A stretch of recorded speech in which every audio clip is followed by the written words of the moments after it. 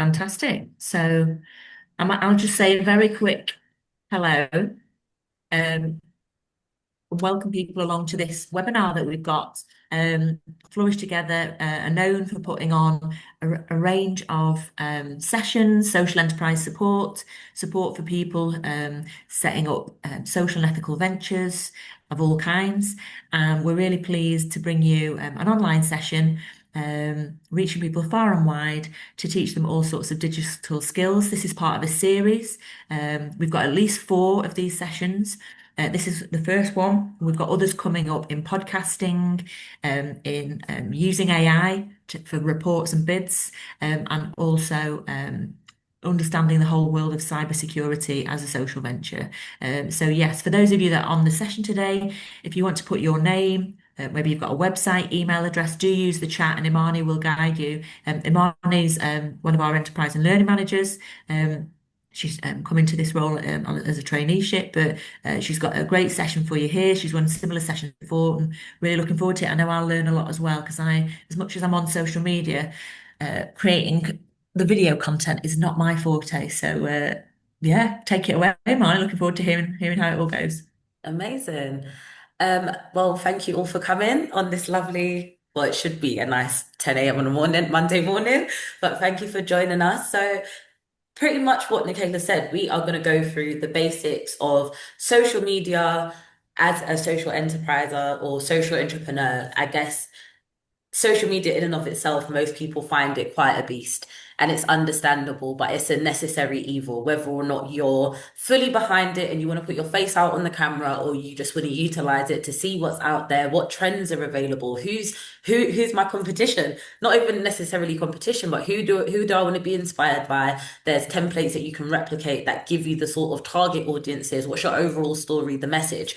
So today we'll hopefully go through a bit of these elements to help you get a bit of clarity on the voice and your overall story of what you want your social media to reflect. What is the energy that you want it to give? What is the message that you want your target audience to meet with you? How do we gain a bit of traction in such a, I guess, quite a saturated space? There's everybody wants to be a content creator and a brand and all of this sort of stuff. So how do we actually do it in a way that is efficient and quality over quantity? Sometimes you get a lot of traction, but it's not necessarily people that are going to feed in directly to what you're buying and what you're selling or what it is you're trying to achieve. So hopefully through the session, we'll get a bit more clarity on things like this. We've got a slide, a few hands out, as she says, we've got breakouts that are coming. And as it is, even though it is Zoom, I'm hoping that you guys will be interactive, get your mics off, talk to me, give me your opinions. We want to talk about the realness. We want to talk about what kind of is your stopping or your barrier for social media? How do you use it currently? Um, and hopefully, when we're in breakouts, it will be opportunities for us to learn from each other and sort of get an idea of where everybody's journey's at. That sound good for everyone? We're good? Wicked. Yeah. So I'm going to share my screen because I do have a slide share that I want to share with you all. Can you all see?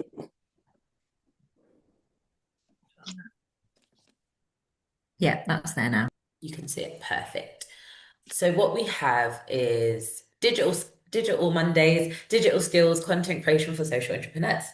So just a general introduction, I guess, is would anyone like to introduce their organization, their CIC, and just briefly how they're currently using social media and ways that they would want to improve or what they would want to say?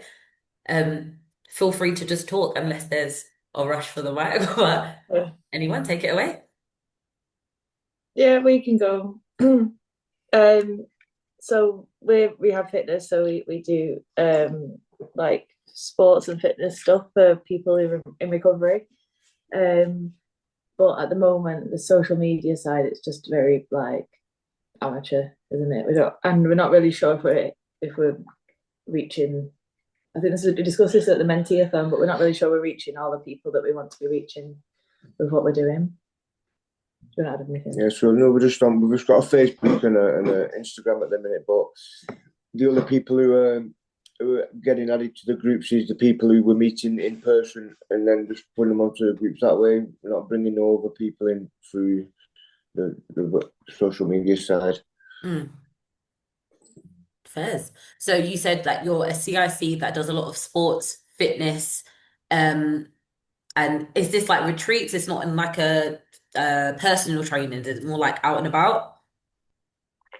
So we've got a base. We're based at Phoenix Mill in Ancoats, the Change Row live. But we do I do circuits on the park. So we've got a gym. We've got the Phoenix Mill. So we do the yoga. We take the run clubs from the mill. We take circuits at the gym at the back of the mill. Take circuits in the park. We did retreats. We did an hiking up Dove Stones at the weekend. We just make the best of anywhere with what we've got at the minute. But everything's free what we do. So no, I just don't see. I mean, why not getting involved? Fair enough. Well, thank you for sharing. Thank you for sharing. So we've got a sport backed or health and wellness backed social media that are trying to touch base with more of their target audience. They do out and about excursions and stuff, but they say they have a base in Ancoats. Thank you for sharing. Any more for any more? Karen, sorry to put you on the spot. Do you want to share what you do and how you're currently using socials? I know you.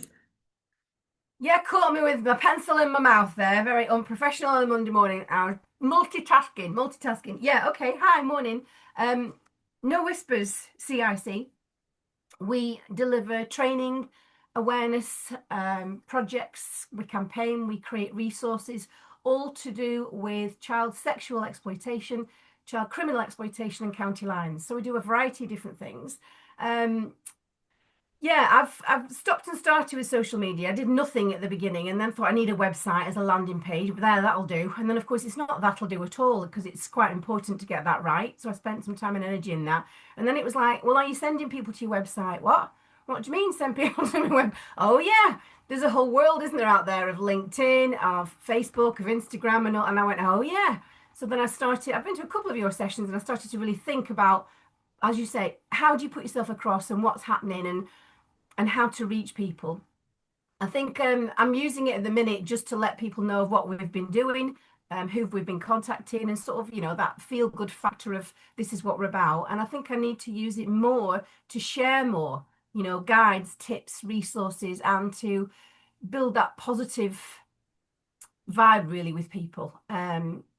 I frequently get muddled up when I don't put the A's in the hash and the this and the that. And I go, oops, I've missed it again. Because there's an opportunity there to connect and link with people. And I forget because I'm so busy writing the content and doing the photos and stuff. So I'm up for learning loads, really. But I have found it's worth doing and putting the effort in because I'm now getting people contacting me who've seen stuff on social media or who have, taken the positive route. And you think, actually, it is worthwhile putting the energy in because it does payback. Thank you for sharing.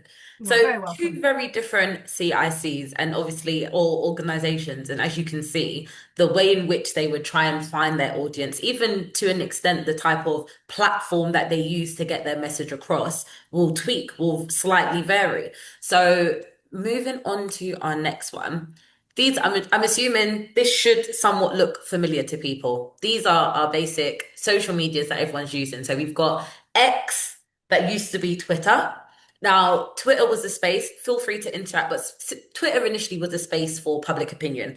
People who had something they wanted to say and they wanted to be unfiltered. And I guess, as there wasn't as much influence from, the overall owners of it, it was a good place for someone who, if you had a mission similar like CIC, I mean, like No Whispers, who the mission is to stop child exploitation, that would have been the great platform to do it because it's all factual, it's all based, it's all opinions in essence. Obviously, as time has gone on, as we already know, Elon Musk's done his, he's been playing around and it's not what it used to be, but it was a good starting point for most social entrepreneurs, especially without needing much of a basis. Then we obviously have Facebook. Most of us here should or would or probably do already have Facebook, and it is a best or probably our best platform for establishing connections within our local immediate area. So we have our friends, we have our family, our immediate, your distant cousins, your this, your that.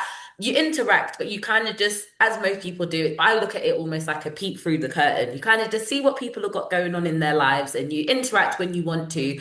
But these again are good for more community if you're trying to see what's happening locally. So most people would have a Facebook page which is connected to a community group per se. There's buy and sell groups, there's mums groups, there's mum clubs. So say if you, for example, um want to create some sort of community event with young children or young people and you need permission, you would go to your Facebook pages or Facebook groups where you know people that are active within their local communities, probably have organizations from cafes to your local market stalls that happen with the food markets.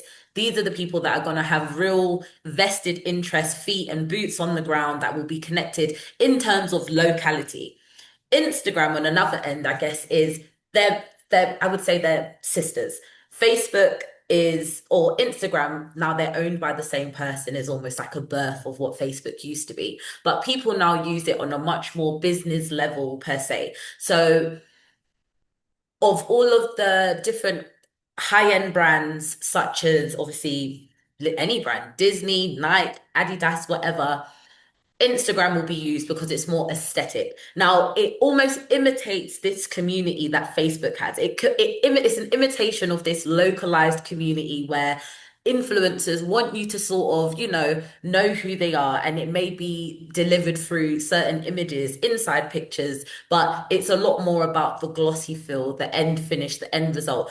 Now, needless to say, let me not scare you. It doesn't mean that everything on Instagram is clear, glossy, or anything like that. That's not what I'm saying. But I'm saying in terms of larger brands, businesses, and wider organizations, they invest billions a year into finding normal, everyday people who replicate the atmosphere of what they have on Facebook, but on a wider platform, public platform, to get a larger branding message across. So you can still have fun on Instagram, but in terms of building a brand that has a very clear, distinct vision or view or page, especially as a social entrepreneur, most people will start with Instagram because it's a lot of it. It's a bit of a beast, but it's one that, as I said, the crossover between corporate business and publishing as opposed to Facebook is a lot more clearer. We've got WhatsApp. I'm assuming again people use WhatsApp. I don't necessarily think that people perceive WhatsApp in and of itself as a social media platform. However, they've created these things called communities on there. So similar to like Facebook, where you can create your Facebook page, create your community, you can create a community on WhatsApp that allows you to just broadcast your messages. Now, these will work for individuals who have loads of repeat. So, Kate, and you know how you guys were talking about you do retreats and you've got upcoming workshops and stuff like that. If there's messages or information that you kind of just want to get out there quickly without any sort of filter or field and still have something that already does its GDPR, because there's ways that you can create communities where people that only you will see the contacts or information of the people who are joined, whereas, everybody within the group, you're still able to connect everybody, but still make sure everything is copacetic in essence. But it's about having a community that you've created that you have direct access to and create those overall links. So I think WhatsApp as um, I believe WhatsApp could be considered in essence some sort of a social media. And I do think for a social entrepreneur specifically, I think it's undervalued in my opinion, because you can add people to your community, other organizations that are similar, you can connect your communities together. So whereas you're struggling to create a page or you're struggling to get 150 people, you can connect, Karen can connect to Kate, and if Kate's got 20 and Karen's got 120, you can still connect it and still have your messages flow in between the two. That still doesn't, no GDPR, none of that sort of nature. So that's another good area. And then finally, we have LinkedIn. Again, they all replicate similar of the same thing, but this to me is a lot more business focused. This is where your business connections, your networking, your more I wouldn't even say aesthetic or glossy in the same way as Instagram, but this is more your social impact. This is where you want to have your articles. You want to celebrate your milestones. If you've hired any new employees, you want to say it on LinkedIn. If you've got If you've made a really great partnership or you've established a really great link and you want to sort of shout that in a realm that people will appreciate, oh, well, that's, that's a big deal that you've connected with those individuals or that institution. I think you will get most gratification from a space like LinkedIn.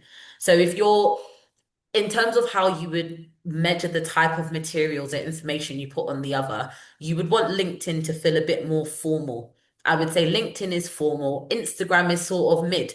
You can play it how you want to play it, but there's elements of formality and informality. WhatsApp is overall informal, but allows you to have the formal credibilities of just like, as I said, GDPR, making sure that you're not crossing any legal boundaries, but you can still have a feeling of your audience and your network or the network or community that you've created have a bit more of a direct link to you without having to go through a website or a page or a this or a that. A lot of the brand or organization you're creating is going to be based on accessibility and whether or not people feel like they can connect you. And even more so than that, whether or not they have access. And that will come in various different ways. And it's just, as I said, depends on what your story is and how the mission is that you want it to, I guess, how you want your mission to play out over time.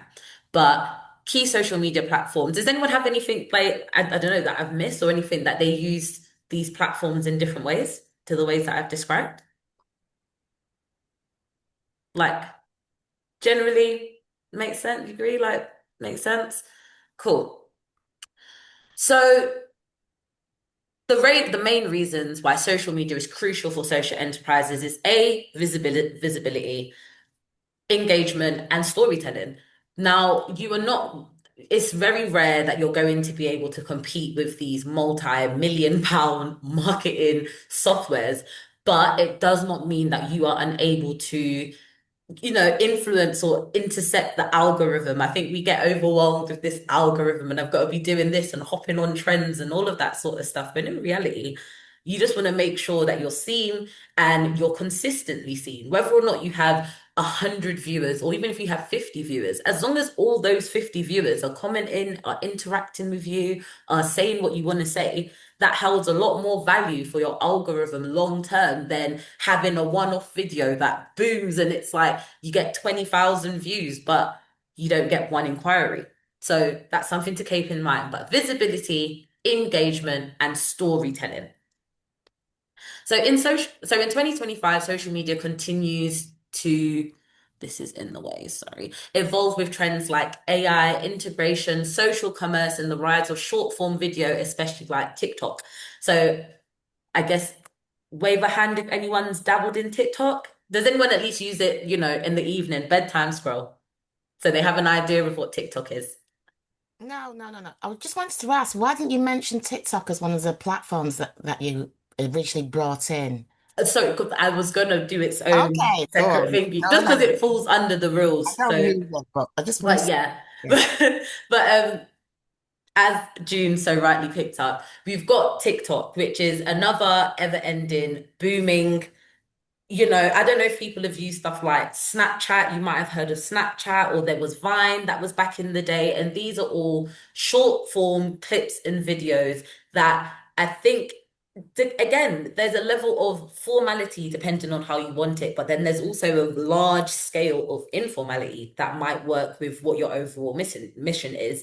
Um, that work alongside YouTube and all of these other stuff. But TikTok is on a rise and is starting to rival. So social media usage in general is predicted to be 5.242 billion users, considering there's only about 7 billion users on the planet.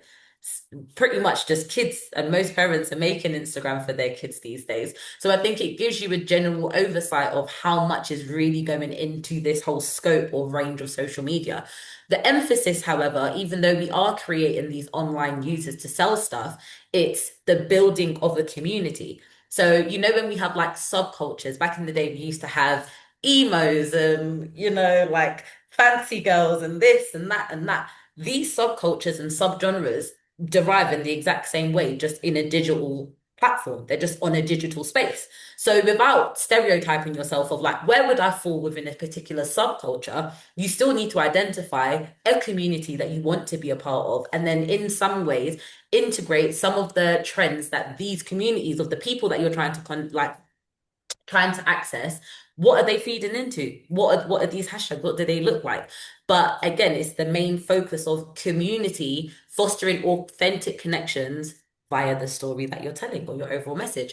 It's also becoming a key space for customer service and online search, SEOs, and gaining importance and overall.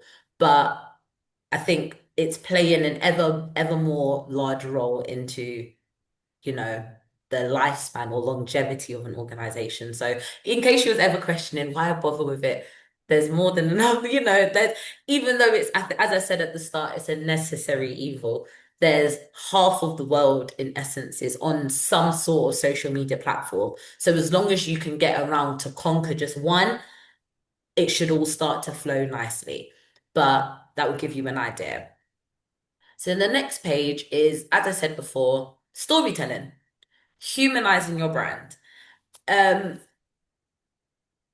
anyone here made a reel or a story, or I guess actually scrap that question. Does anyone here have a elevator pitch? Because I like the way that like an elevator pitch. If you go into an elevator, you have 30 seconds to tell someone what is it you're doing, why am I doing it, why is it important? Does anyone in this group, would they like to share their 30-second elevator pitch? I'm putting people on the spot. June, you look like you might want to. You got your camera on, so I'm gonna have to. But I give don't it a want shot. to. Give us But if in I'm 30 pushed. seconds. In honestly, Go in with it. 30 seconds, no Okay. pressure. What is your elevator pitch for Street Holistics? Yeah. I provide alternative, um, yeah, medical solutions to marginalized communities and to individuals who are curious. Thank you very much. So, very clear top line for what it is. Now, overall, I'm sure there'll be several stories or several bits of content or media that will bolster up June's overall story in itself, give it credibility. But ultimately, the main line or the main opening entry point is her elevator pitch. This is what she's doing, holistic for marginalized communities, to access different sort of treatments or holistic treatments to improve overall well-being and mental health. Now, that's the top line. Now, that already defines what sort of community you're in. So immediately, we're going to look for people who are interested in health and well-being. We're not going to look for your average sort of like, you know, um, I just want to be healthy, because then you could fall into a personal training, healthy eating, deficit diet person. And health is health, but not all health is. So you need to sort of identify what's the community, what's the story behind the community that I'm trying to try. So you've got health and you've got well-being. So with the stories and your social impact, it's highlight the scenes, the movements, the success stories, who you've helped, and authentic storytelling allows your audience to connect with your mission emotionally. So being that June's initial mission is health related, yes, but holistic health is very different from a mainstream. That's your segue or entry point into what's the story? What's the story? If you could break down your elevator pitch into, if you give me this point, break it down again. Give me this point, break it down again. So the one point is holistic well-being for minoritized, marginalized community or minoritized. That's already a point of why? Like, why marginalized communities? What's your story behind that? What is it that you saw? What was the deficit? What was the reason that you thought, as opposed to just doing um young men that suffer with mental health issues, or someone who suffers from disabilities, or just normal everyday people that suffer from anxiety? What about this specific group from your personal connection drove you to see that this was a mission or necessary to come across? And how do you put it in a way that feels authentic with your overall mission? A lot of social media, unfortunately, is emotionally driven. Doesn't mean that you have to be emotionally manipulative, but it's about being transparent and ways in which you can feel seen. It can be difficult when your organization might have a more of a um corporate feel or more of a business feel in regards to you might be an accountant. And for some people, there might not be an emotional motivation kind of behind accountancy.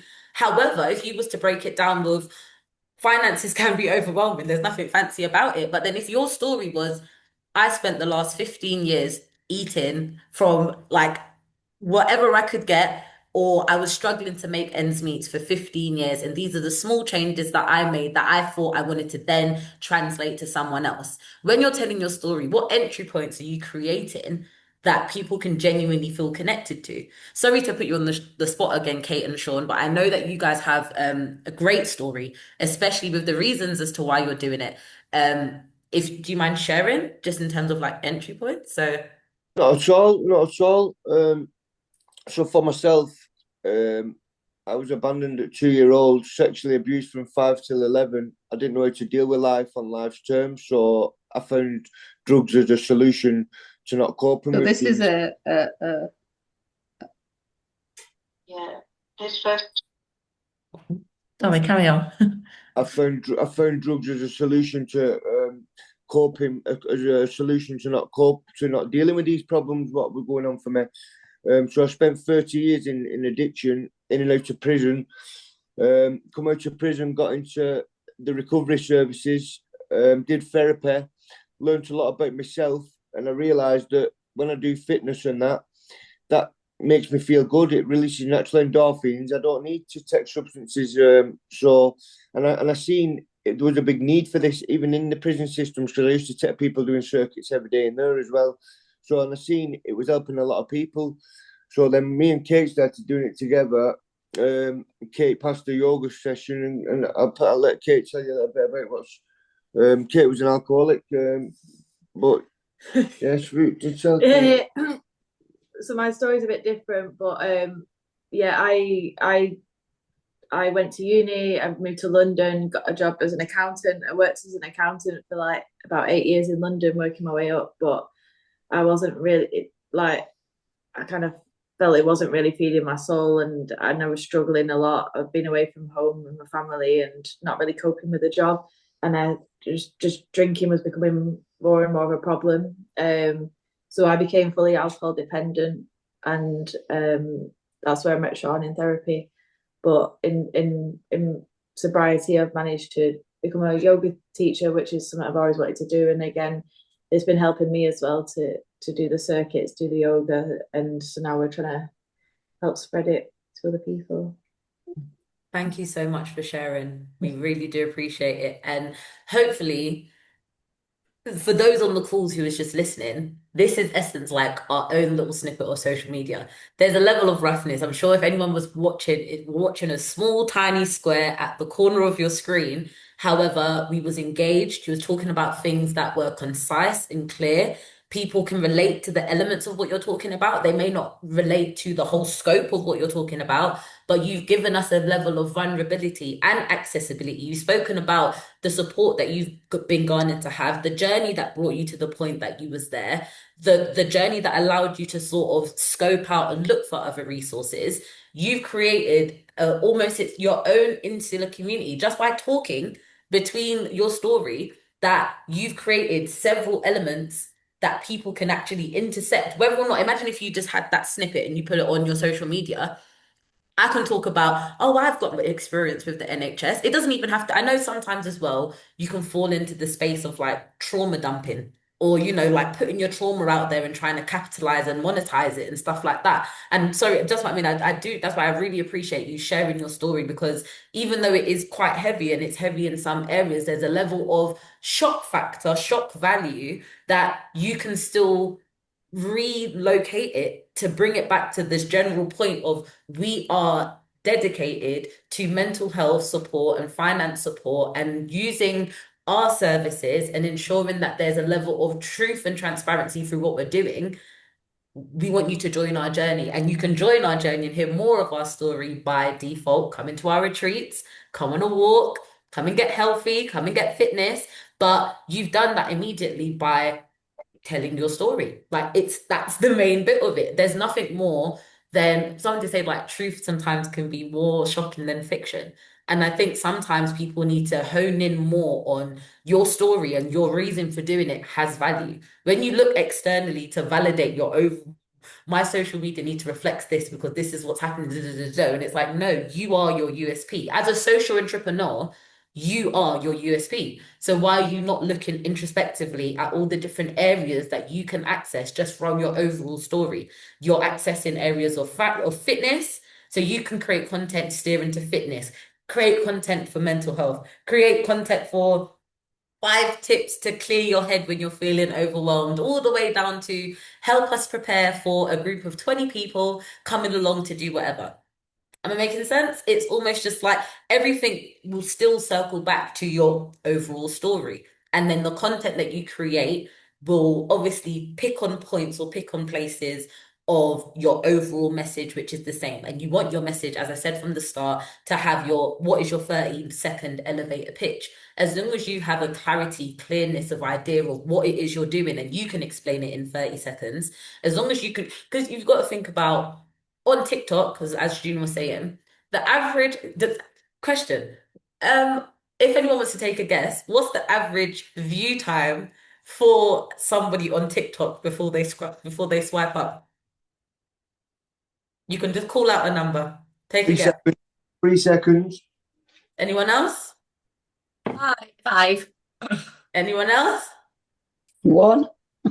1.3 Wow. seconds. The average person, before people lose interest or before they move along or they don't necessarily see what it is, most people are going to scroll within 1.3 seconds. So when I said you want to use your story without trauma dumping, you want to go shocking, but you want it to still feel real, your starting point, Sean and Kate, would be like, I've just overcome addiction. Whoa, who starts like that? What are you trying to say? Like whatever it is. Wendy, just because I see life of travel per se, you would be like, I've just got it's called it might not have the same shock value as Kate and Sean, but you might start with I've just got a cheap holiday for £150. That might be a lie. However, it's like in this economy, a holiday for £150. Like I've just done my own reconciliation of all the trips that I've done. And it's like, what is your story? How can you find that highlight point that people will actually be like, that's actually worth listening to? Another like point to make as well is that attention span is quite actually let me pause, sorry, because I digress, but I was going to say attention span as well. People's attention span, if you're ready to scroll after a second, people tend to watch stuff that is quite satisfying, quite repetitive. So if you know people that listen to ASMR and scratching, or you see people that like to watch other people clean their houses and stuff like that, sometimes when there's a mundane task, these are for people that don't feel comfortable being on a screen. Sometimes when you put mundane videos with mundane tasks and then you do a voiceover with something just equally as like, hold on a minute, it almost like distracts that you're stopping someone's attention in their view, if that makes sense. It's like I'm watching someone make a cake, but then voiceover in the cake, it's like I just done a 150-mile marathon and my feet are on fire, but these are also the cherries that you put in that cake. These are all these random little techniques that people are using just to stop people in their tracks to actually surpass that 1 second, 1.3 seconds. So it's always going to be about that top line. What is it that you're trying to say? How are you going to connect it? So you're either going to look for something that directly links to a point, a punchy point in your story. You're going to look for something that is very mundane, that trends quite easily. I'm making a cake, I'm cooking, I'm cleaning. Those things have millions and billions of views. And then you have people that are just talking not even necessarily rubbish, they're just taking their story, taking the pressure off themselves on platforms or stories that they know will work, they know resonate, and they know trend. But it always leads back to your overall story. Is everyone following me, by the way? Because I realize that I do get a bit. Please do interrupt. Say if you have any questions, do let me know. But as long as everyone's good, it's all making sense. No good. Perfect. That leads me on to engaging with your community, right? So once you've established what's your elevator pitch, what's your 30 seconds? I've got 30 seconds to get my point across.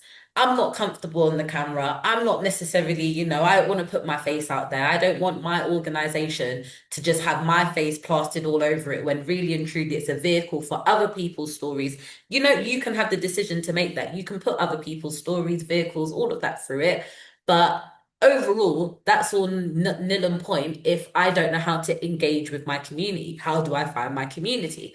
So this will more lead into, it's not about just posting content, it's about authentic engagement.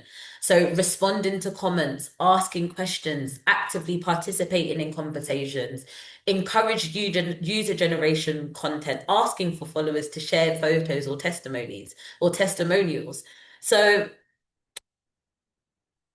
not even by a show of hands, just in general, would you say that you're a active social media user, not in terms of just, your work life? Are you an active social media user or are you a passive user? So active in a sense of, as it says, you might comment on a friend's post, you might like a couple pictures. You're the type of person who puts something else on your story because it just, it looks nice, it makes sense.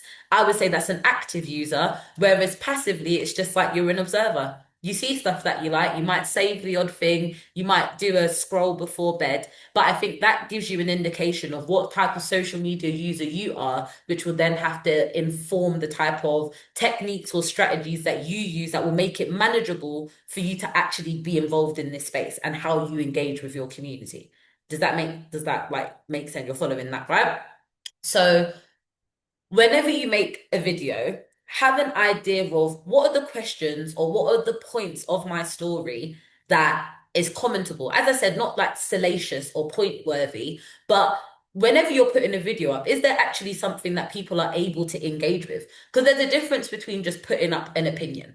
Like, you can put up an opinion, but if it's not founded, you've not really offered any facts, figures, or statistics, or it's not necessarily controversial, then you've not really put anything of substance for anyone to engage with. So when you have this community that you want them to be engaged, you want them to talk to you, as it says, like as it said, ask a question. Why are you not following me? Like this and this is happening, this has happened. What's your opinion?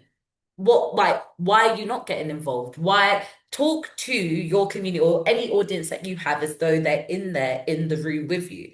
I've got a few examples of social media platforms or different pages from organizations that do this really well because it doesn't fit for everybody. As I said, depending on your organization or what it is you're trying to do, it may not fit well. But engagement is based off the fact of how much you trying to involve. And you've got to think it's a digital space. So even stuff like going online.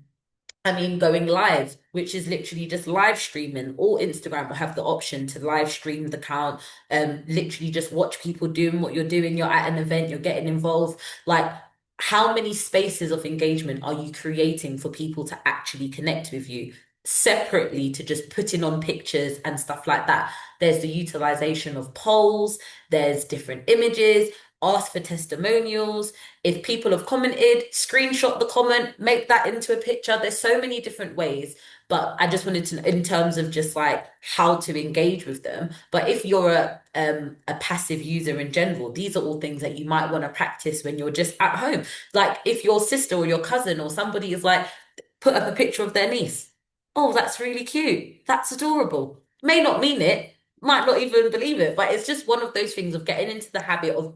I find that most people have this imaginary barrier of, oh my gosh, it feels a bit, overwhelming. They don't want to hear what I've got to say. That's a bit long and effort. But if you, I guess you've just got to train it. It's a muscle that you've got to train.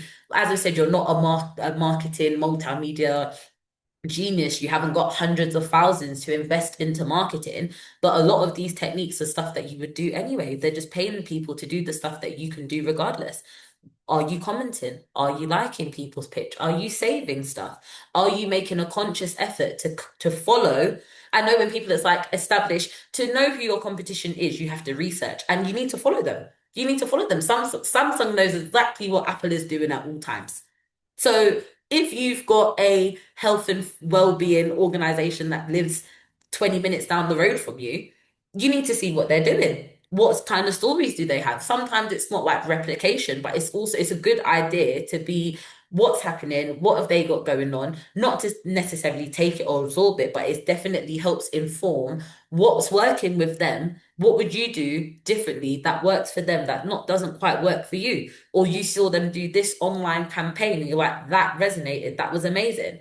I want to tweak it. But that's going to be hard to do if you have no path or example that you know that you're willing to follow if you don't even know who your competition is. And I think as a social entrepreneur, it's down to you to go to do that research in that digital sphere and space and see who am I competing with? And if I'm not competing with anyone and it's just me, why is it that I'm not my content is not topping the charts? Because it's not like I'm competing with Oxfam or something like that. I'm not competing with like the red, like with the British Heart Foundation. So trying to be connected to actually transitioning from a passive to an active user in your own personal day to day, and then see how that mirrors into when you're creating content and actually establishing your community.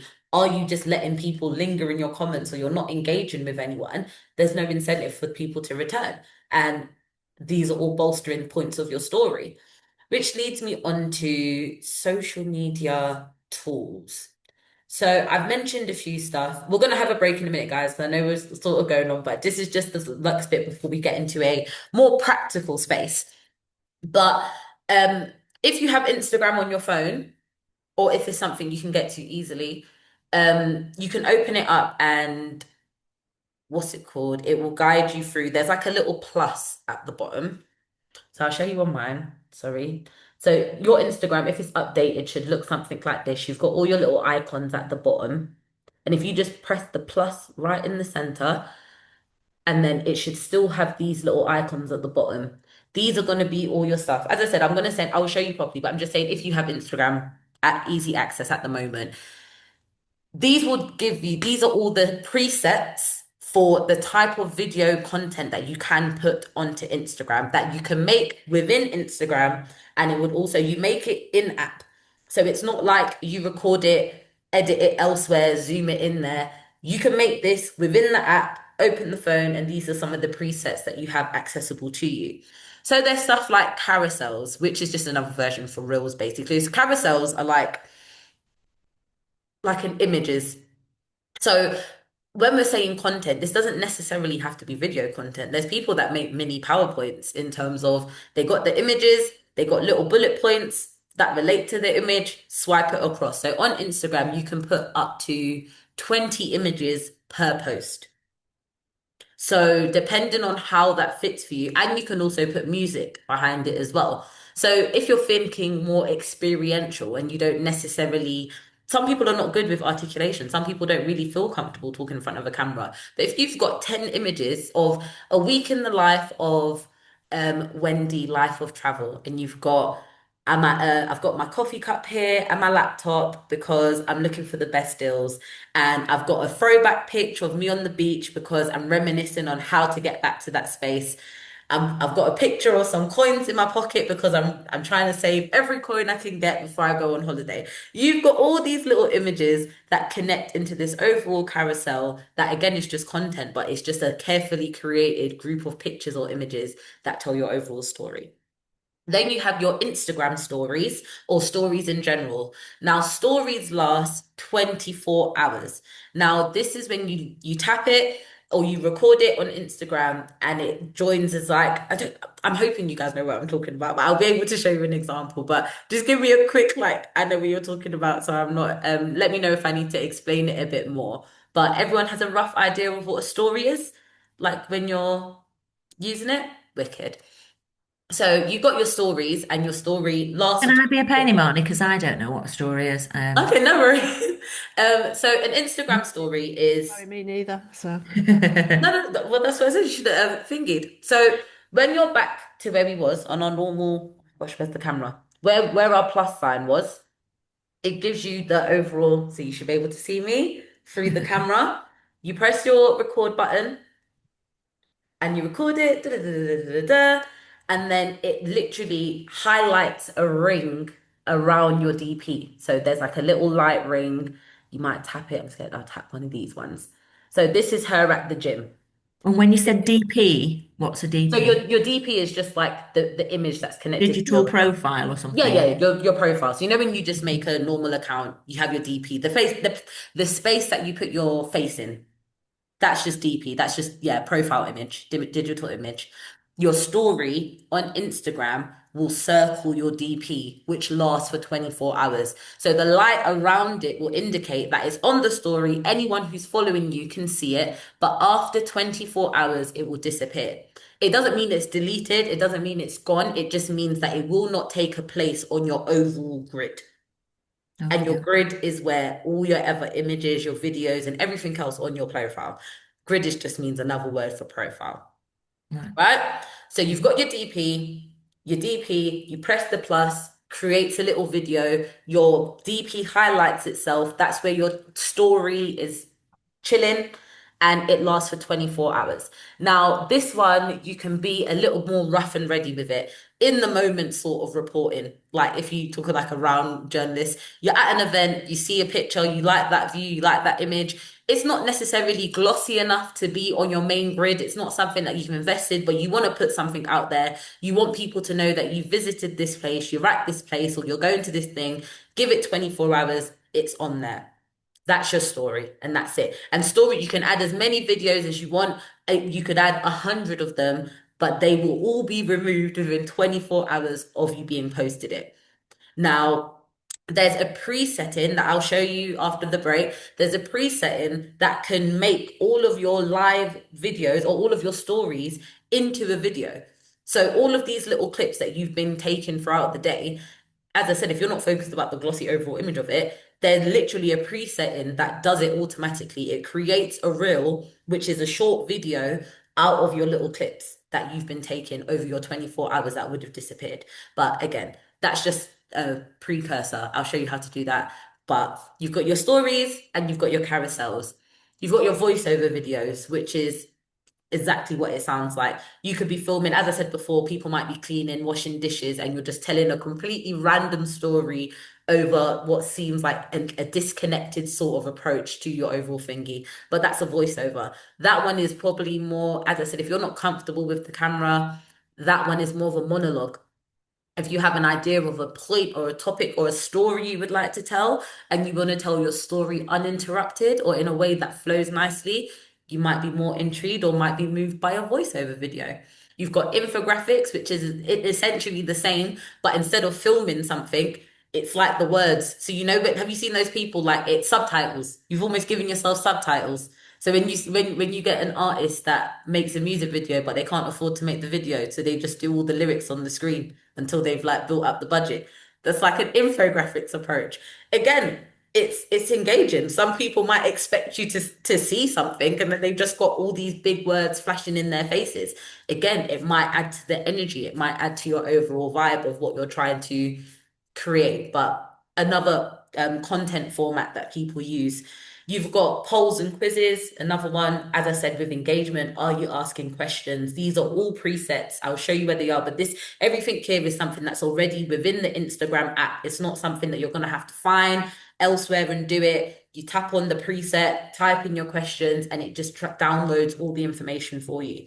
So that's a really good one. So if there's um even little stuff, how are you feeling today? The weather looks great. I'm going to go outside. Yes, no, I agree, or poll, or whatever it is. But just general engagement, trying to keep that cycle of I'm involving people as we're going along. People feel like they're invested and they know what's happening on a normal day to day. So utilize your polls, utilize your quizzes. How long have I been around for? How we're on our 120th visit or residential retreat. What was our first one? Use it as a game, like play, like get into I think I've always said social media is your online personality. If no one had met you and they don't know who you are, they don't know what you're about, if I went to your Instagram page, I should get the essence of who you are and what you believe and what you stand for by your choice and selections. Now, as I said, it doesn't necessarily have to be glossy, it doesn't have to be the nicest cameras, but it has to be real. It has to feel real. It has to feel like this is something that you're genuinely about, you believe it, and you're invested in actually seeing it through. And this comes in with all the different areas. You're considerate of accessing all different resources, all different peoples and individuals. And then, as I said before, it's got your user IDs, user generated content behind the scenes, which is, as I said, you might set up for an event and it's like, come with me to set up my gazebo. It feels silly. Like, why would someone want to see me set up my gazebo? But it's like, why wouldn't they want to see you set up the gazebo? This is that. Do you get what it's like? You almost have to feed into the fact that people are on social media to distract themselves. I don't want to say it's a time wasting mechanism, but people like to see and live vicariously through other people, and not just the bits that are really done up and nice in the end bit, but social media allows you to really put a performance on the journey that takes you to this space, a space of inspiration. It's not about seeing the end product, but if you're able to show, okay, we're going on a hike today, but I've got no hiking boots. I'm driving in my car. I'm going to take you to my trainers. I'm going to run up and down and I'm going to take them to the garden. It's this journey that you're bringing people on of like things happen, but it's not just all of a sudden. It doesn't just poof and create and it's here. As a social entrepreneur, I'm actually putting invested kinetic energy into making things happen. And I'm going to show you the process of doing it because by default, this may, inspire and motivate others to do so forth and so forth. So your behind the scenes videos, your user generated content, any memes and gifs is just like someone says something funny and people will see it. It just shows that you're relatable and you know what's going on. You're not so frigid that it's like, I'm not going to use that meme. I'm not going to use that gif. Like, why? Everybody else is using it. Everybody else is engaging in it. And that's why you're on there. You want to engage with the people that are on the ground using what they're doing. So it's good to just have an idea of the different content formats and the different presets that you can use to get this across. I think we should take a break but just before we go to the break, because I was going to do a break after this, but I think we should do a break here.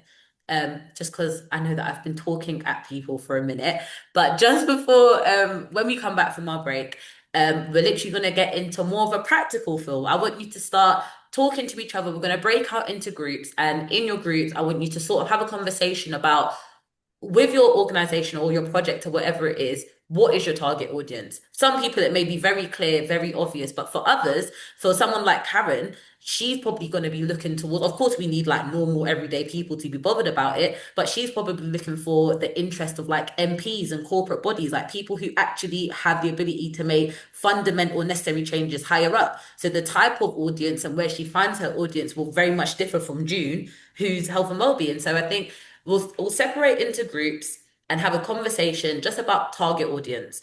Like who is it that you're actually trying to reach? Not saying that this is the only group that you'll reach, but who are you trying to reach? What's the general age group? Of course, you could be like, I want to work with everybody 18 to 85, but an 18-year-old isn't going to have the money that you need to do it. Like, do you know what I mean? If they don't have the money to invest in what you're doing, there's no point of putting in all this effort to make social media videos that are going to go viral for an 18-year-old when it might go viral, but they're not going to be able to help you bolster to that next point. But if you make content that's for the 47-year-old who's actually got a bit of savings, who genuinely has vested interest, she may not help you go viral, but she's going to interact, she's going to comment, and she's going to tell a friend about you.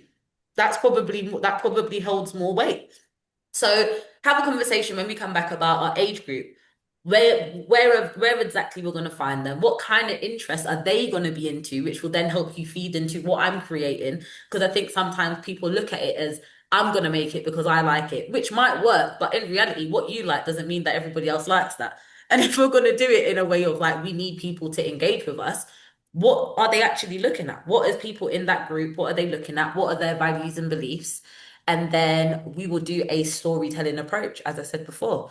But what time is it now? Yeah, it's break time. I think 11 we Yeah, said we take a bit of a break. So if we yeah, come I'll back, set up some breakouts. If we take a 5 minute break, if possible, and that means that even if there's some stragglers, they'll find the way back, and we'll get into those breakouts around 5 past. I'll set them up, and people, when they come back, will need to accept their little invitation to join a breakout group. So yeah, let's take 5 minutes. We'll check everybody's back more or less, and then we'll let those breakout groups go live. We'll give you a bit more of a a reminder of what we're asking in those groups. But yeah, you can be having a think about this over grab a coffee, nip to the loo, whatever you need to do, pop back, and we'll get into breakouts to have some discussions around your own organisations and your target audiences, and you know, thinking a little bit more about each of your organisations, ready for some of these next practical activities that Imani's got planned in the next hour. So, does that sound okay? See Hopefully. you in a jiff. Staring at a screen for an hour is long enough for now. We'll Yeah, take yeah. a quick break. No, I'm going to leave the screen on if anything. So Yeah, if no, people that want makes to sense. And have if an you, idea of what it is, and then, perfect. yeah, see you in a And sec. if you do a little pause rather than a stop Yes, in the actually. recording, that will all help. No, that's the, how do I pause the, There should just be a your screen sharing is paused, but not the recording. show you. Okay, I think we're good. Sorry, I didn't realize there were so many.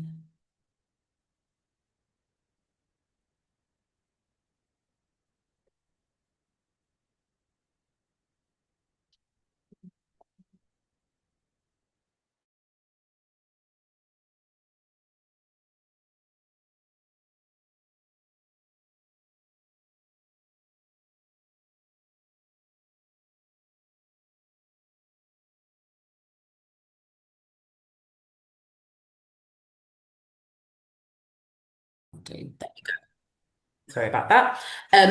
Your actual target audience or your performance, or I mean, your grid and profile would have more of a formal feel. Yours is very clear cut. You want corporate, you want testimonials, you want stories of people who are making that connection. Yours would feel very different to Wendy's in terms of like travel and life, because even though you need to, I would say for the mission of your project or CIC, you want to show a level of finesse and clear and clarity, because refugees, and especially if we're just being very candid, it's a very polarizing space, especially if you can see what's happening in America at the moment with deportations and immigrants and migration, that there's a massive space of distrust for other people. And that is almost where your strength will come from. You want to create a very cohesive, clear, factually based page that reflects all these different people in their different spaces and areas. You want to provide facts and figures if you have any, not saying that you don't, but a lot of it, there will be opportunities to tell stories. We want to hear testimonials, but yours will be, I think this would be a good space to show you the different Instagrams. So this is Yellow Beacon. Can everyone see the different Instagram pages?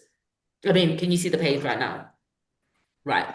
So this is empower. So this is one a lovely lady that works at Flourish, but I thought she'd be a great example of an organization. So followers are very modest. She's only recently started out, but empowering people through trauma-informed mindfulness to grow their inner resources for emotional well-being. Now, she has created or established her brand and made it very clear, very clean, less going on. This is what I would establish as quite a formal Instagram page. This is I wouldn't say that this is the way that everyone wants to do it, but for someone like Haley, who wants to create, like, have organizations who are very clear, to the point, established, we're not really mediating in the space of public opinion. We're giving facts, we're giving figures, and we're being clear. This is the sort of delivery that I would envision. Obviously, you can interfeed testimonials, you can put all the other stuff you want to be in it, but as you scroll down, there's a level of continuity that precedes it all. There's circles, there's the same brand colors, easily identifiable, established. It talks about different concepts. So connecting, having your different circles, having the right captions and information around it. They still do the stuff that we're saying that we should do. They're looking about like different seasons, collaborating. Everyone will do it slightly differently, but there's a very clear ring-fenced approach to how she's even broken the seal a bit. She has got a story about herself. So 3 years ago is whilst training in advanced trauma sensitive mindfulness, I realized I was living with complex PTSD. What followed has been an intense recovery journey to find all fragmented parts of myself and integrate them back into their rightful place in the timeline of my life. It's a process that's been extremely powering and challenging in equal measure, a process that has done everything that I thought I knew about myself and means to be a human being. Obviously, she goes on.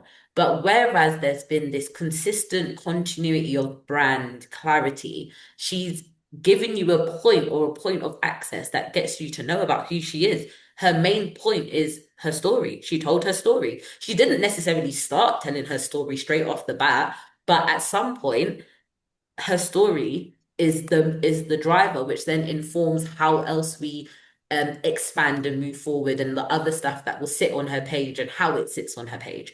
But this is someone who, as I said, there's a service that she's selling in a sense of trauma. She's offering mindfulness sessions, she's offering mediating services. She wants it in a more corporate space. So she's diluted and condensed all that information into facts. She's got some satisfaction results here, testimonials. She's got people that have given comments, a few events that she's been at, but it's very clear, very concise, and it's very neat, as I said. And I think her approach to social media is less is more, because the overall mission is what's speaking louder for corporate clients. If that's what your mission is aiming towards, this larger change maker energy.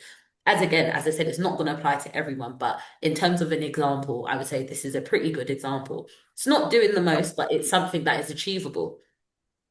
A different sort of organization, but I think has the right type of energy is, I'm not sure if you know about her, but her name is Claire. So she does high vibes crochet. She's based around Stockport, and similar to Yellow Beacon, she's also into mindfulness and she also does trauma informed therapy. But her approach to social media is energetic, day to day, how I decompress.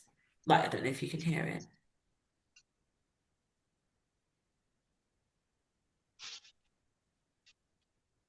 She's got her story up. She's crocheting, which is exactly what she says she's gonna do. That's what it is. She's crocheting. She's got some high energy, and she's given a general caption.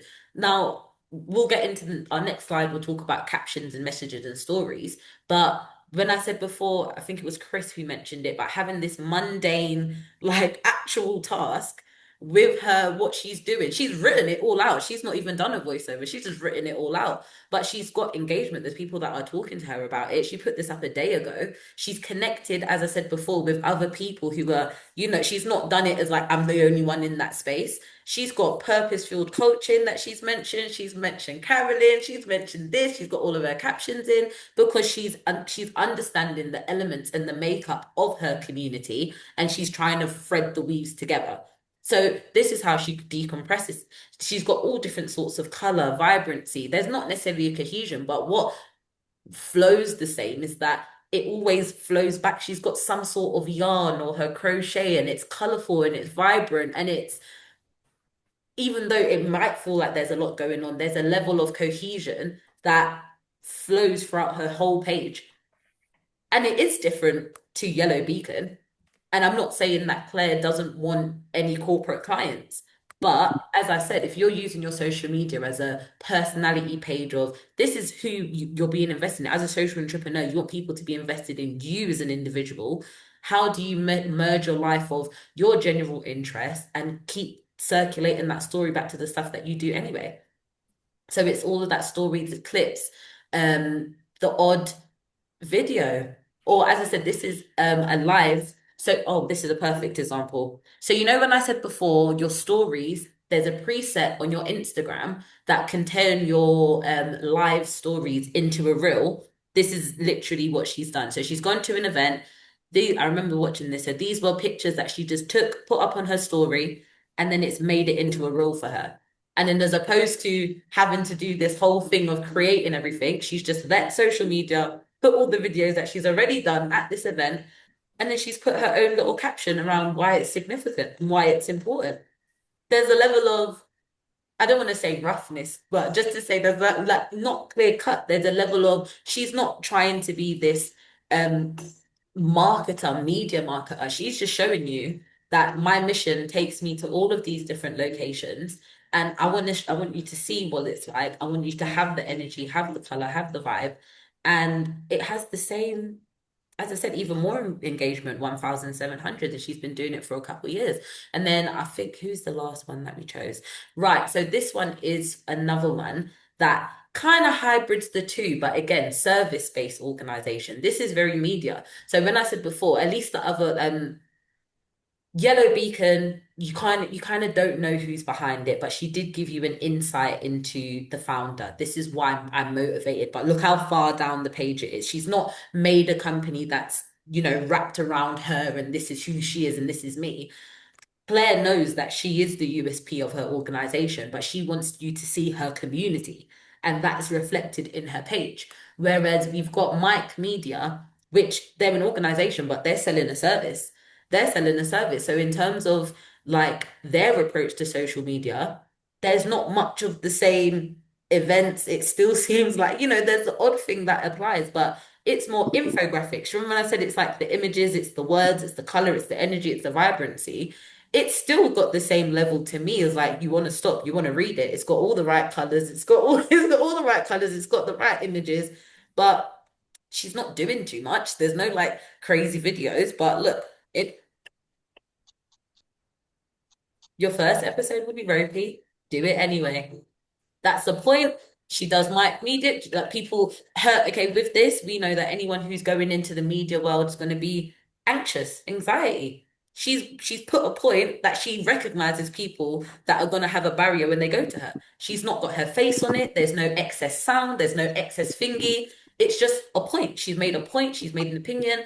People might decide to be like, oh, I'm a bit anxious or I'm scared, but ultimately the content that she's put on is not anything that would have taken ages to create. She's made sure that she's got her business and brand tagged at the bottom. Her logo is there. If you scroll down again, it's still got the same. It's got what's coming up. Doesn't have to cost the earth. Her captions are all very specific. But the point is that all three of these social medias are quite different in terms of who their audience is, what they're targeting, but what they've done is commit to it. It's not something that's solely around them. They've all connected with other organizations. They're not afraid to ensure that, as I said before, being able to signpost, connect. Who are you connecting with? Who are these individuals? It's not about creating this only, it's me and my space, but what's this version of you? If you don't, how can you create a social media that fits you? What's your story? How do you tell it? How does it fit what you want to work with, and so forth? But sorry, let me go back. That leads me into we're nearly towards the end as well, guys. I know we're here till 12, so if anyone does need to slip out or you can't stay to the end, by all means, latest, I hopefully will be finished by 1/4 past. But anything here in terms of content, if you have any questions or anything that's missed, I can try and get this PowerPoint out to you or anything like that or any prompts. But I've just looked at the time and I realized I know it's a Monday in the middle of the day. But in terms of filming and setup for the practical, yeah. Now, in terms of what makes a difference when you're filming, what's the setup? Like I would like to say to you, filming is just filming for the sake of filming. But I think even as a novice, there's a few things that make your video different to others, or just a few little presets that if you actually just pay a little bit of attention, take some time, will be the difference between having actually a decent video that I can actually do some stuff with, or just something you're rambling on. So most people are going to use their phones. If you have a camera, that's a win. It's up to you. But for the most point, you're going to use your phone. Go and use your camera settings. Your phone has a camera settings. Play around with it. Some phones, if you've got an iPhone, it's got 4HDX and 6HD thing and move forward and back and slow-mo and all of that sort of stuff. But I think if you don't know how to use your phone, this is your one device, spend 15 minutes, 20 minutes, play with the different presets, get to know how your phone, what sort of cameras and visuals your phone can do. You'll be quite surprised. We're walking around with computers in our literal back pocket. Play around with it. A lot of your iPhone has presets. It does automatically adjust it. It can take away the blur and stuff like that. And that's not something I can teach you over a phone. But I would urge everyone, take some time, sit down and actually look at the different settings on your phone, what you can do. That's a good place to start. And then before you film anything, wipe the lens. Clean the lens off.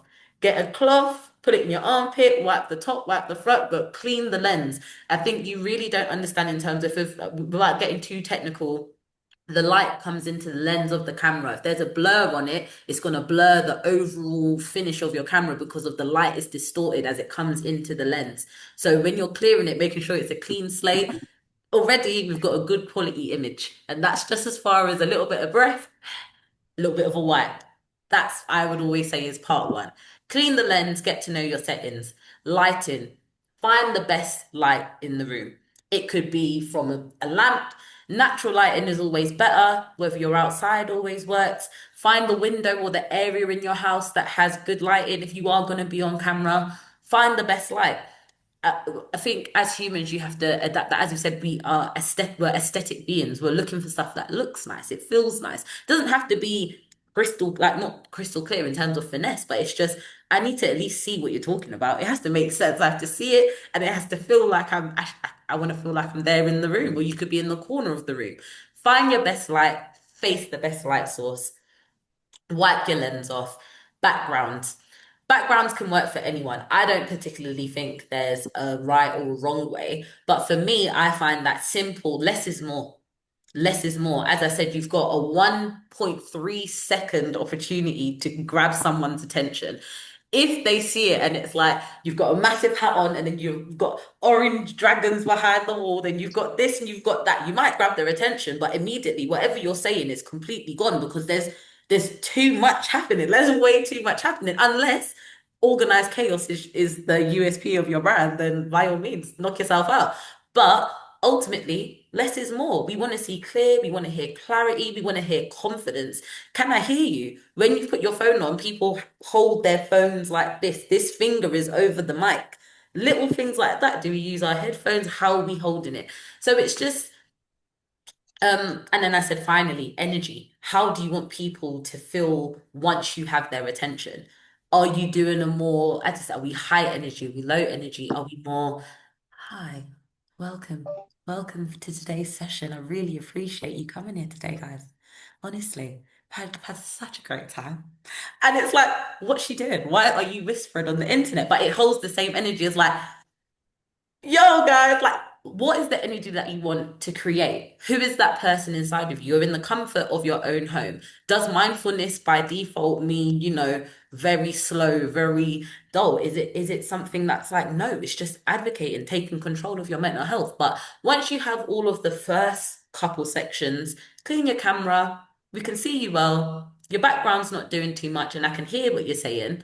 The rest is down to your confidence, the confidence and the energy that you have. And your energy will come from how well you know your story. Why are you doing what you're doing? Nobody can be the expert of what you're doing if you have done the groundwork. So it's going to come down to confidence. It's your eye contact. If you know what your story is, you know who your target audience is, I know who I'm talking to, I know why I'm doing it, then you need to say that story with the confidence of, I'm looking directly into the camera. You've got to make it, as I said, vicariously living. People want to feel like they're in the room with you. Even if it's mindfulness and I want to zone out, I want to hear what you're saying. I want to hear when you're breathing. Like, I know it sounds a bit like thingy, but if you're saying I want to be calm, then for someone like Chris, the clarity, make sure that you're using, the mic is clear and the words are clear, because that's what it's for. And that's going to come through. Are you over animated? Are you not? The frame could be your whole body, could be head and shoulders, could be nothing at all.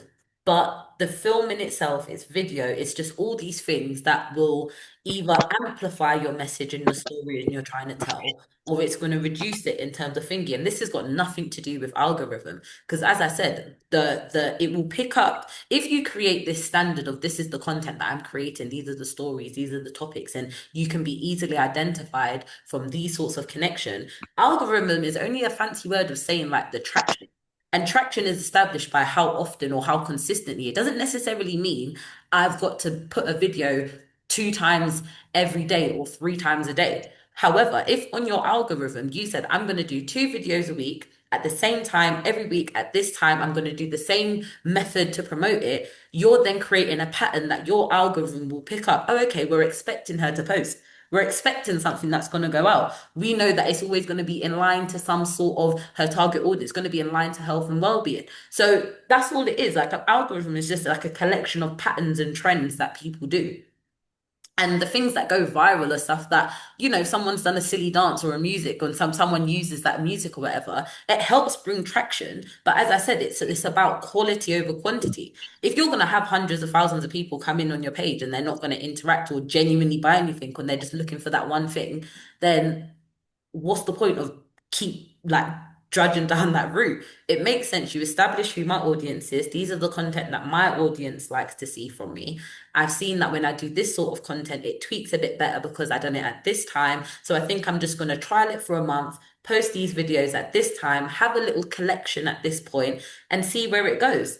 Because when you consistently, we're chasing a trend, we're doing this, we're doing that. We're not saying that you can't use music that's trending or you can't do it, but if it aligns directly to your mission, then by all means. But you have to create this traffic to your page yourself. And that comes through consistency and continuity. Of course, you can do, as I said, you can flood it. There's loads of influencers you see that just have hundreds of pointless videos because their technique is to just flood the timeline.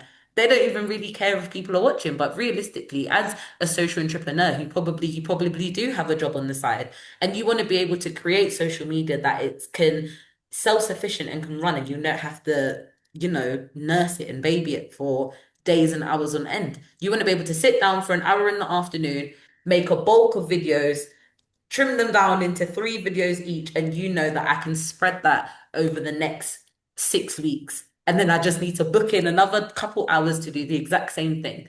And then anything that comes in between is if I'm out at an event or if I meet someone super interesting, or those are the stuff. And then not saying doesn't matter if you don't put it on the same time, but you've got space, breathing space.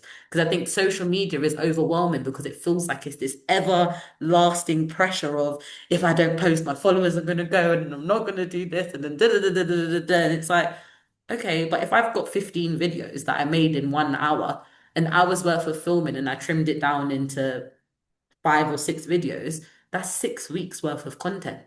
That it's just about taking the pressure off. But moving forward, these are bits that I said we can do for yourself. This is in terms of we have like a more of a practical approach in terms of, if you want to, feel free to send us the videos. Ideally, we would want you to post them because, why not? This is hopefully you would have got a bit of confidence from today to be able to get your first little video post or message out there. But the storytelling approach is, do you have a story that you can share that reflects your mission and its values? And this could be a success, it could be an impact story from someone in the neighborhood, it could be someone from like a family member or something like that, story from your team members or whatever it is.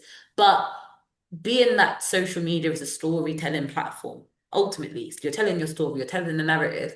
Do you have a story that you feel like in some way encapsulates the values of your overall mission, and using the techniques that we discussed prior to that in terms of your setup, your confidence, your eye contact, having a nice little space and understanding your target audience? We want you to create an Instagram reel using that story or using your story approach. And ultimately, once you have your story, it says story 1, story 2. This was more like if you're in person, but choose any story. It could be, as I said, choose any story. And with your story, we want the hook. What is the hook? What is the thing that happened? I crashed my car. Do you get what I mean? Like, what is the hook that you would put at the start of your story that makes it worth following through with? Do you know what I mean? Oh, I went into an exam and I froze. Like, I was so anxious I threw up. I know it sounds crazy, but those are the sentences that are like, rah, okay, I want to know why you threw up. That's crazy. Like, it just like doesn't make any sense. But what's your hook? What's the hook? What's going to grab the attention? What's your main message? Your main message is the story. What's the caption? What's your main message? And then at the end of it, your call to action. Follow me for more content like this. That's your bare basic flat minimum. If you like what I've put out, follow me for more.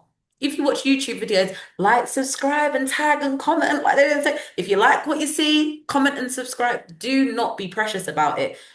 Organizations and brands spend millions to bombard us on the radio to be like, do you want PPI and insurance and you want it's the same thing. No one is being coy about I need you to follow me. I need your money. I need you to like, even though I'm making all this great stuff, what do you have coming up next? Come to this retreat. Look at the links in my bio.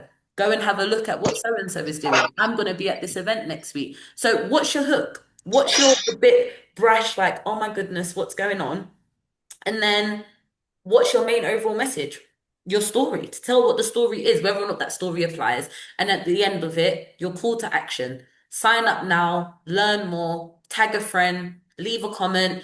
I want to hear, do you agree? Do you disagree? Like what, like anything. But that is, I would say, the task. And at some point, as I said, whether you guys want to do it later or send it over or send us, drop a link to your Instagrams or wherever we can find said video. We're going to check in anyways, but use your story, get a hook, main message, and a call to action, and pull it up. Give it a tester.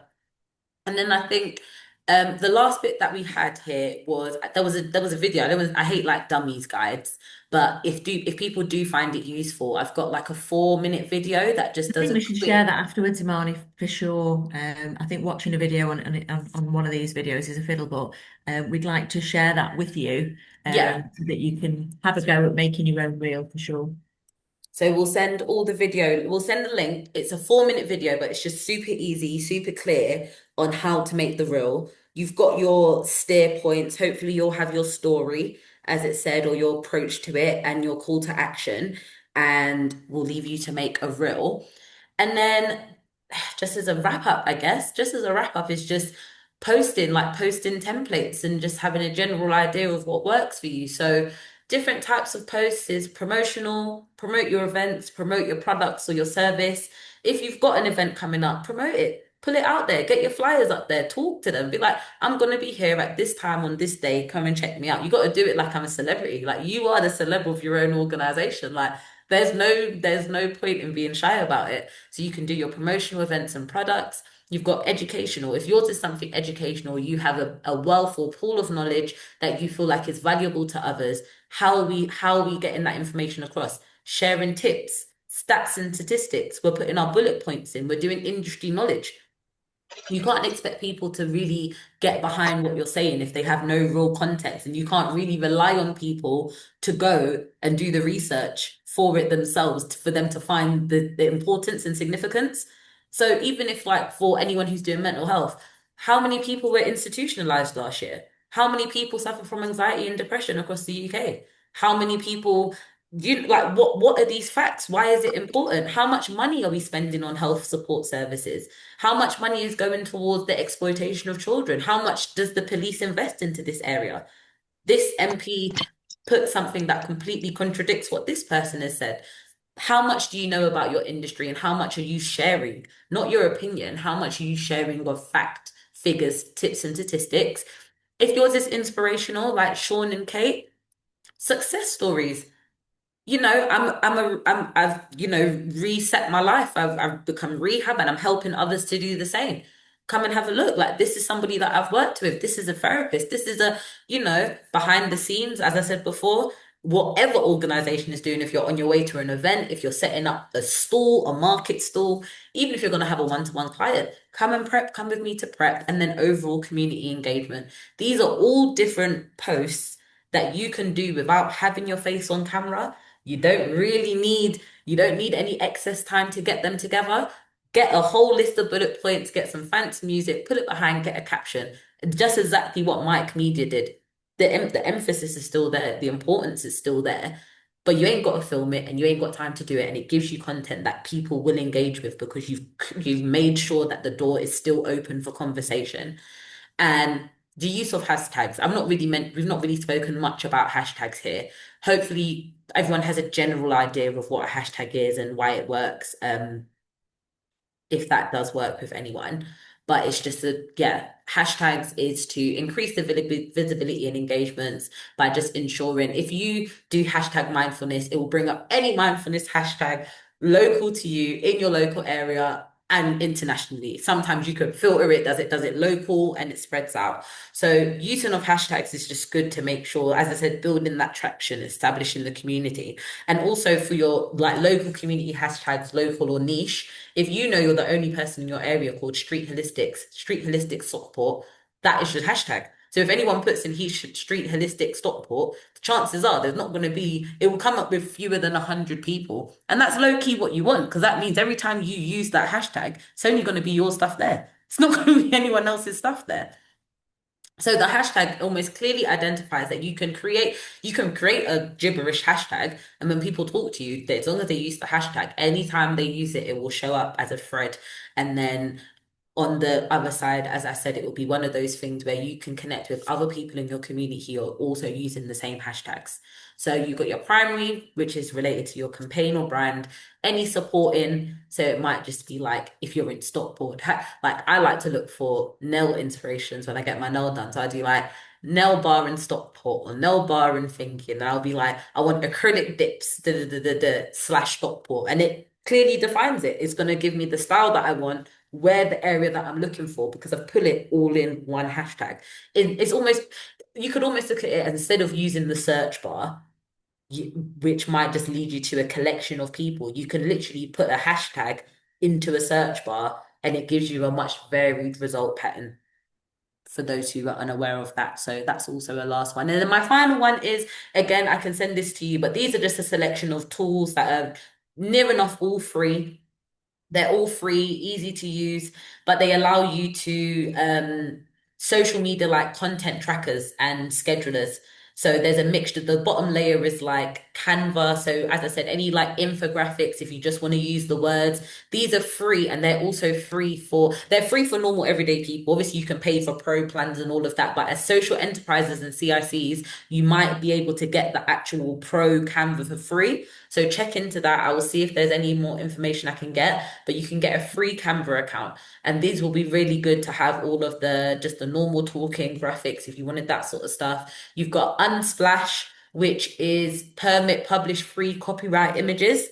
Chris, when you was talking about using images of flowers or horses or food, if you ain't got the nice camera, this is a great resource to just type in what you want. You can use all of the stuff on there for free as much as you want to use it. They've got a mixture of animation, graphics, and videos, without needing a photographer. So that's a really good one. And yeah, all of this, again, I can put into an email, but these are all stuff that can allow you to take away a bit of the stress. So when you make one Instagram reel, if you've got Facebook, Instagram, and Twitter, if you was to pull it into Buffer, you upload that one video onto Buffer and then it puts it across all four of them at the time that you set it. So it takes away the pressure. Do you get what I mean? It takes away the thingy. So imagine if I said you've created your bulk set of videos a couple weeks ago, you've trimmed them all down, you've gone into Buffer, you've scheduled it all out. You can have peace of mind that there's something going out on the page each time, and it's all there across all of my platforms until I've prepared for my next bulk filming session, should you want to film, unless you have other stuff you want to put in there. But this is another resource that we'll put in. And then I've also got a post planning grid as well that just gives you an idea if you want to take. So this, you can print it off, and it's just to help you strategize, really, get an idea. So just in point of what's your message, what kind of post you want to put it on, put your platform, what kind of image is going to go for it, and what your hashtags are. And then when you're putting this along, at least it's just like you've already pre-planned what you're going to put up. You can tweak it as you're going along, but at least you have a resource or a point of, okay, in my 5 week or 4 week grid, this is what we're doing, this is what we're talking about. I want to do a mindfulness series and I want it to do specifically. So this is over the next da, da, da, da, da, da. I want to talk about mental health during menopause and whatever it is. So we're going to talk about hormonal changes. Then we're going to talk about this and we'll talk about that, da, da, da, da, da. But helps you compartmentalize, helps it become one clear grid and structure. And that is it. Thank you Well, so just much. Sorry, before I know we went you, I over was just going ever to so say, slightly. yeah, I was just going to say, if you want to go back to your last slide, this is a good tool as well, although it looks very simple. I don't know if you've got the image that we need at the end, Imani, that we were going to talk Oh, about. We'll flash that up shortly. But I think oh. those sorts of those sorts of tables, you can then delegate these tasks out as well. That's half the battle when you're running something. Trying to do it all yourself is a real fiddle. And so having a way to hand it over to somebody else is a real benefit. And getting into a bit of a pattern and a plan would be a way that you can then do that. So that's just something to bear in mind. I think Marnie's just going to try and pull up a little image that I wanted to share with you just on some of the things that are coming up. Yeah, 1 second. And so Oh, it may or may not pop up, but yeah, basically we've got a whole, you're still screen sharing, Imani. no worries. It's right here. It was on the next slide. I thought I Oh, was able to I bring it thought over. so. There we We go. just wanted to show you and let you know that we've got a whole range of things starting to come up. So we've had successful bids with a couple of our backers, and we're pleased to let you know that in addition to the online sessions that we've got, we will be able to do some practical stuff. So I'm going to put a link in the chat in a moment. Just for those of you that are on, I know some people have had to dash off, but for those of you that are online and are able to complete our little link, I'm going to pop in the chat. If you're wanting to, this is that call to action bit. If you're wanting to join some more of these sessions and gain some practical support, I'd highly encourage you to fill in this little Google link I'm about to pop in the chat. We're just finishing off the schedule for the courses that are coming up. I'm hoping Imani's got our graphic that she can share with us that actually Oh, shows what sorry. I those thought it was courses on. are. Bear with me. No, it's screen Here we sharing, so go. isn't it? Do you see it?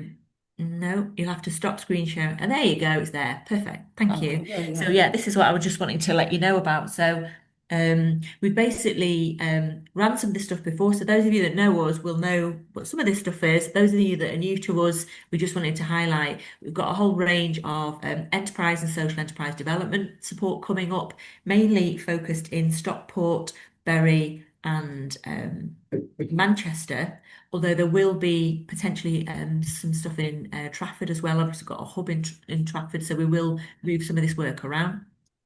We've got our careers and holistic health courses for anybody who works in that kind of world and wants to add further strings to their bow. That kind of stuff is coming up. And then we've got a whole range, like these digital skills we've had today, there'll be a whole range of other sessions coming up. And interestingly, somebody put in the chat about, are you going to be offering some support around, website development? I think they were interested in what Kirsty had put up on her website. We are planning some website discussions and training to sort of, where do you start? How do you find a good web developer? Which bits do you do? Which bits do they do? How do you keep it affordable? And then for those of you that want to develop your own sites, there's potentially, training on some of that. So if any of this sounds of interest, let us know. In addition, we've got PAT testing training. So if some of you are running community centres, venues, or if you have social enterprises and organisations that use a lot of electrical equipment, sewing machines or kit, musical instruments, and amps and things. Being compliant with PAT testing is key as you grow, and so to save you the time and the faff and the money. We've got some free at the point of access PAT testing and then some highly subsidised PAT testing courses coming up. So there's a mixture, as you will see. And you can email us at info@ for more info. But I would, as I say, highly recommend filling our little Google form here. When Imani emails the slides around and the recording from today, for those of you that have joined us, she'll also pop this little Google form, and it just takes you to a space where you can just tell us a bit more about what you're wanting to know and learn. We'll know that you wanted to do more than just today's session, and then there'll be a combination of drop-in sessions online, some physical sessions, and potentially even some one-to-one support through our enterprise support, depending on what geography you're in and whether we've got capacity to support in those areas. So I hope that's of interest. Today's like a whistle-stop tour of some of this stuff. It'd be really great to just, perhaps if you stop screen sharing, Imani, I know people are going to have to wrap up soon, but it'd be great to just get a little bit of feedback from people. It's one of those topics, there's a lot of information, there's a lot to pack in. We're conscious that although it'd be great to leave you to your own devices to do this stuff at home, doing it after the session might be more useful than trying to send you off, put you under pressure in a 5 minute window to come back with a reel. But yeah, you tell us how's it been today? Anything that you've learned that's new, and anything that you'd like more of. It'd be really helpful to hear before we wrap up. Got a quick one. Yeah. Yes. Mamani, absolute wonderful enthusiasm. You actually made me want to do something. I actually did. You actually made me change one of my Instagram accounts, which I do nothing for, and I haven't even been in for since last year, and I actually went in today. So thank you for your enthusiasm and making it seem really simple, and basically just utilizing who I am in a way which makes sense out there. So thank you for that. And yeah, the information, you basically covered everything in which you'll pay stupid money and be completely lost. So thank you for the conciseness of such a vast subject. So thank you. Thank Thanks, you for Stu. listening. I appreciate it. Any other thoughts? Go for it, Karen. Yeah, I love the detail that you gave, the examples, because it really gave me strong visuals and go, oh yeah, I could do that, I could do that. And you immediately broke down lots of barriers for me because I have this, can't do that, can't do that, rather than because it's an alien, not alien, but I'm still finding my feet in some of it I'm learning, some of it I'm not touching that. And it's like, why? Why am I not touching that? And when you look at it, where are the blocks and barriers? And the blocks and barriers are not technical, they're actually me. So some of the examples you gave I thought were really good because it was detailed, it was visual, and gave more comprehension and depth. Yeah, loads of stuff to take on board. I've got little action plans, Lots to 2 or 3. think Go do this, go there, do that. Yeah, and like you say, one of the things that I'm hesitant at is coming across wrong. And then I think it was Wendy said, but so what? If somebody doesn't like you, they'll just swipe past you. And I went, oh yeah, maybe I should stop worrying and just get on with it. I don't know. Absolutely, absolutely. And I think, yeah, it's I think the point about go and play with your camera. I think half the battle with this stuff is we don't know how our phones work. And whether it's play with your camera on your own, or maybe if you've got other relatives who use their video stuff more. I know my son's shown me loads with various bits and pieces, and what certain settings mean. If there's a want there, we'd certainly look to do some like real creation sessions where people, the homework that we've given you here, go away, create a reel or create your first story, just see how it goes. You can, I don't think you can with a story, but you can delete a reel. Can you delete a story, Marnie? If you Yeah. put something, yeah. I think so long as you know you can delete most things. If you feel like a fool, like me, I'm feeling like a fool. I'm obviously not in my video, but ta-da! I think, half the battle's feeling confident on camera and not looking at your silly bits of hair that are here, or you don't like your fringe this day, or what the right angle. Half the battle's overcoming that fear, isn't it? And the more you practice of having a go at these things, and do loop us in, we'll happily share, we'll happily give feedback. We'll and follow up, all being well, with some practical sessions where people can have a go in a room and there's somebody there to say, oh, how do we do this? What does this mean? Once you've had a chance to have a go at these things. So we'll roster those in probably after the summer, if I'm honest, so that we can then give people some practical hands-on support with this stuff. Conscious of time, and we don't want to be super over. I don't, if unless Kate and Sean or Halle have got anything to kind of add before we wrap up. Yeah, well, I need to appreciate the presenter. It was really very nice and clean presentation. I can see excellent pedagogical science behind. So, since refugee and mentors, we believe that maybe LinkedIn will be the best one because it's very formal. However, during the presentation, well, the presenter brought the Instagram examples. That's just eye-opening for us. So I'm going to think about using different platform, that might help us as well. So that's amazing. Thank you so much. And it has been very wonderful presentation. Thank you. God bless you. Honestly, thank you so much, guys. Honestly, as Nicola said, I've only recently sort of entered into the space, so I've done this a bit much first time I'm doing it like online, but Thank you. And I take all feedback and I really appreciate it. And hopefully you guys are gonna feel a little bit confident, a little bit more at ease to go ahead and keep changing the world, change making. So, that would be great. But have a great rest of your day. As Nikayla said, you've got the feedback form if you want to get looped in with any more WEA stuff. We've got business support, development, all of that good stuff. Contact us. We're here. Let us know. Give us a shout. And if you do need any more advice, as we said, we're going to send out the slides, any more supporting stuff. And if you have a question, don't be afraid to ask. But other than that, unless Nikayla has anything else, have a great rest of the day, rest of the week, and we'll see you soon. Thank you very much. See you later. Thank Thank you, you. Marnie. Thank you. Brilliant. Thank See you. ya.